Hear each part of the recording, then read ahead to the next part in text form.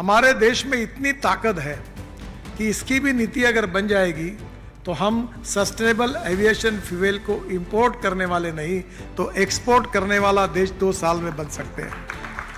कि ये जो लगातार टेक्नोलॉजी का जो अपग्रेडेशन हो रहा है, इसमें हमारे यहाँ हाइड्रोजन फिलिंग स्टेशन ये भी हमारे लिए बहुत बड़ी समस्या है। ये 2 चीज़ों में अगर हम आगे अगर कुछ मार्ग निकालते हैं तो हम निश्चित रूप से आज हम एनर्जी को इंपोर्ट करने वाला देश है, हम एनर्जी को एक्सपोर्ट करने वाला देश बनने की क्षमता हमारे साथ है। दिल्ली वालों को मुझे समझाने की आवश्यकता नहीं है कि एयर पोल्यूशन के कितने दुष्परिणाम हैं। हम लोग अनेक लोग डॉक्टर के और मेडिसिन के लिए इतना खर्चा करते हैं, इसका one of the major reason is air pollution. और मैं आपके सामने बड़े एपोलॉजिक मैनर में खड़ा हूँ कि 40% एयर पोल्यूशन के लिए ट्रांसपोर्ट मिनिस्ट्री जिम्मेदार है। तो ये भी मेरे लिए बड़ा दुख का विषय है और इसलिए हमारा टारगेट है कि एयर पोल्यूशन को कम करना। और मुझे खुशी है कि आदरणीय प्रधानमंत्री जी के नेतृत्व में हमारे हरदीप पुरी जी ने विशेष रूप से और इनिशिएटिव लिया और मारुति सुजुकी जैसे लोगों ने जो सहयोग किया है उसके कारण आज का दिन हम सबको देखने के लिए मिला है। दूसरी बात यह है कि इकोनॉमिक पॉइंट ऑफ व्यू हमारे देश से करीब 22 से 23 लाख करोड़ रुपए हम फॉसिल फ्यूल के इंपोर्ट के लिए खर्चा करते हैं। हमारे प्रधानमंत्री जी ने कहा है कि हमको आत्मनिर्भर भारत बनाना है। अगर आत्मनिर्भर भारत बनाना है तो हमें इंपोर्ट को कम करना पड़ेगा और एक्सपोर्ट को बढ़ाना होगा। और स्वाभाविक रूप से और एक एंगल है कि हमारे देश में अगर ये इंपोर्ट को कम करना है तो हमें अल्टरनेटिव फ्यूल और बायो फ्यूल पर काफ़ी काम करने की आवश्यकता थी। और इसलिए ये जो इंडस्ट्री है, ऑटोमोबाइल इंडस्ट्री, यही हमारे देश के ग्रोथ इंजन है। जब हमारी सरकार आई तब इस इंडस्ट्री का साइज़ 15 लाख करोड़ का था। आज हमारा साइज़ 23 लाख करोड़ का हुआ है। और मुझे बताते हुए खुशी है कि आज वर्ल्ड में पहले हम 7वें नंबर पे थे, अभी बीच में हमने जापान को पीछे डालकर हम 3रे नंबर पर आए हैं और आज वर्ल्ड की 3rd नंबर की ऑटोमोबाइल इंडस्ट्री है। आपका इतना बड़ा योगदान है कि 4.5 करोड़ युवाओं को जॉब्स इस इंडस्ट्री ने दी है। यही इंडस्ट्री है कि जो जीएसटी के रूप में हमारे राज्य सरकार और भारत सरकार को सबसे ज़्यादा रेवेन्यू देते हैं। और इसलिए हमारी ग्रोथ के साथ इस इंडस्ट्री की ग्रोथ जुड़ी हुई है।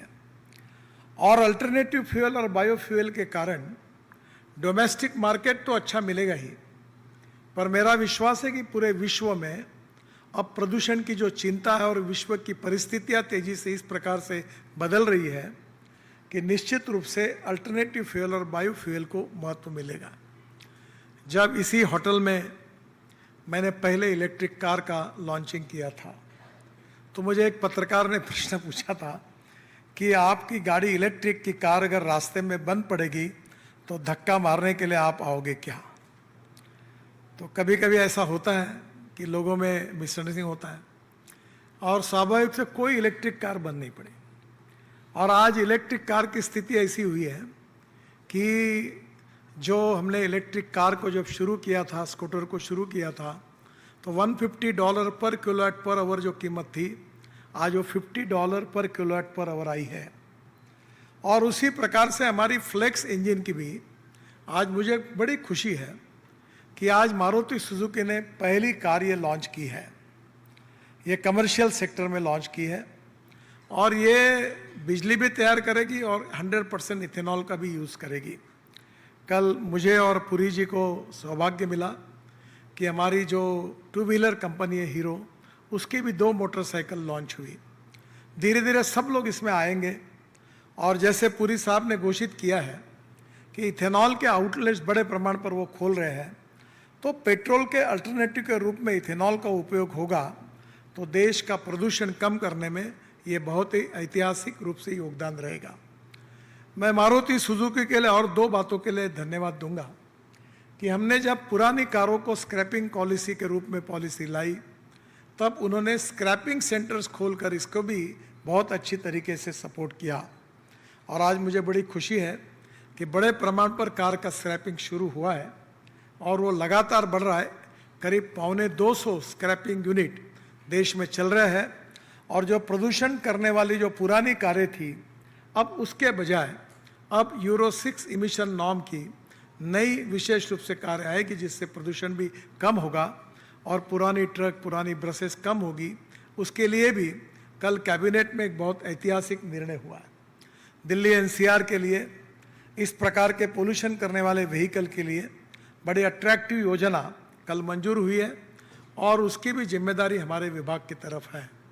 एक तरफ हम प्रदूषण को मुक्त करने की बात के लिए काम कर रहे हैं और दूसरी ओर इकोनॉमिक पॉइंट ऑफ व्यू प्रधानमंत्री जी के नेतृत्व में आत्मनिर्भर भारत बनाने का सपना पूरा करने के लिए काम कर रहे हैं। और मुझे इसमें और तीसरी बात की खुशी है कि आज मारुति सुजुकी ने ये जो विशेष रूप से हमारा जो बायो सीएनजी है, उसके बारे में भी उन्होंने 5 प्लांट शुरू किए हैं। हमारी परली, पंजाब और हरियाणा में 280 लाख टन राइस स्ट्रॉ, जिसको हम परली कहते हैं, वो जलाने के कारण हमारा प्रदूषण बहुत बढ़ता है। 5 टन ऑफ परली is giving 1 ton of bio CNG. अब लोग नेपियर ग्रास भी लगा रहे हैं और बड़े प्रमाण पर पंजाब, हरियाणा, पश्चिम उत्तर प्रदेश, कर्नाटक, महाराष्ट्र, देश भर में काफ़ी बड़े प्रमाण पर ये भी प्रोजेक्ट शुरू हो रहे हैं और जिसके कारण निश्चित रूप से हम आत्मनिर्भरता की तरफ बढ़ रहे हैं। मैं आदरणीय पुरी जी को धन्यवाद दूंगा कि इस क्राइसिस को तो उन्होंने बहुत अच्छे तरीके से हैंडल किया है, पर दूसरा इम्पॉर्टेंट काम उन्होंने हिस्टोरिकली ये किया है कि उनके नेतृत्व में उन्होंने देश में क्रूड ऑयल के प्रोडक्शन के लिए और नेचुरल गैस के प्रोडक्शन के लिए बहुत बड़ा पुशअप किया है। वैसे वो अपने भाषण में बताएंगे तो ज़्यादा अच्छा होता है। उन्होंने ओएनजीसी और बाकी ऑर्गन्स के द्वारा हमारे देश में गैस जो है, क्रूड ऑयल है, इसके लिए जो कोशिश की है और जिसमें सफलता बहुत अच्छी मिलने की कगार पर हम खड़े हैं, ये भी बहुत अच्छा कार्य हुआ है।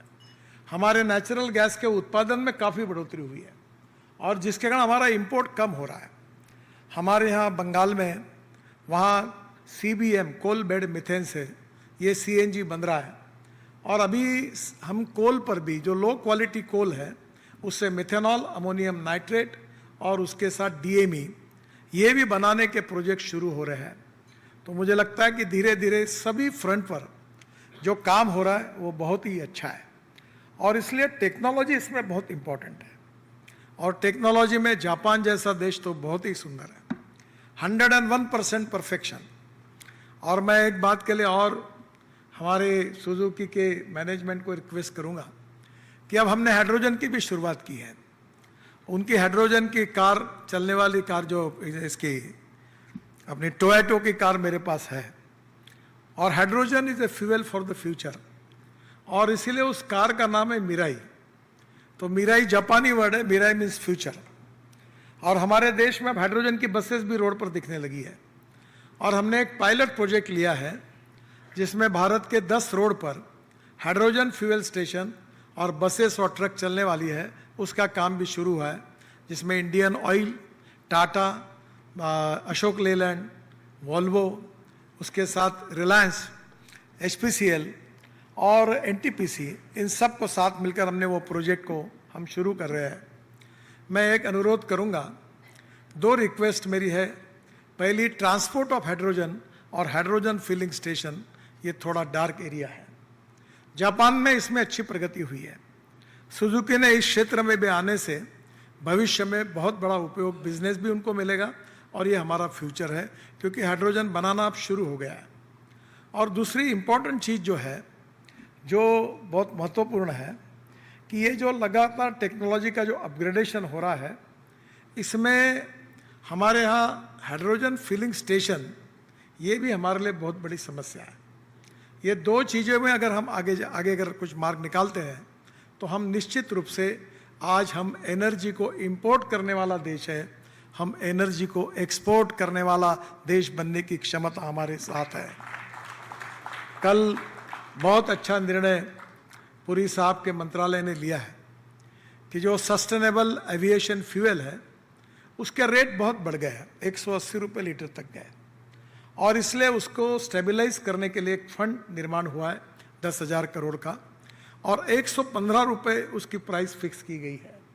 और मुझे खुशी है कि हमारे देश में अब इस प्रकार का भी शोध शुरू है कि हम इथेनॉल तक तो सक्सेसफुल हुए ही हैं, पर इथेनॉल से हम लोग एसएफ सस्टेनेबल एविएशन फ्यूल की ओर भी प्रयोग तेजी से शुरू है। मुझे खुशी है कि स्पाइस जेट का और विस्तारा का हवाई जहाज भी उसके ऊपर आया है। 4 साल पहले 26 जनवरी को हमारे फाइटर जेट और हमारे हेलीकॉप्टर भी इथेनॉल पर चले हैं, और इसलिए निश्चित रूप से आने वाले समय में जो एसएफ है इसमें भी प्रोत्साहन देने की आवश्यकता है।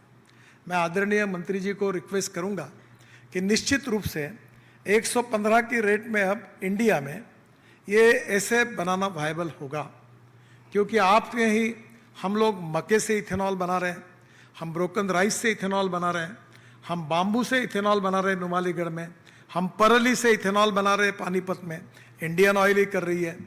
और वहाँ केवल इथेनॉल नहीं बना रहे हैं तो 150 टन बायो बिटुमिन भी बना रहे हैं, और 78,000 टन पर ईयर ये सस्टेनेबल एविएशन फ्यूल भी बना रहे हैं।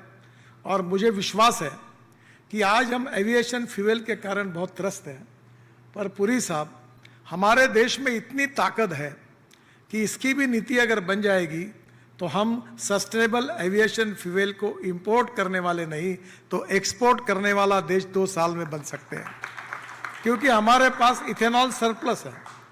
हमें 1450 करोड़ लीटर इथेनॉल अभी लगने वाला है, क्योंकि 20% तक 21 अभी साहब के विचाराधीन विषय है,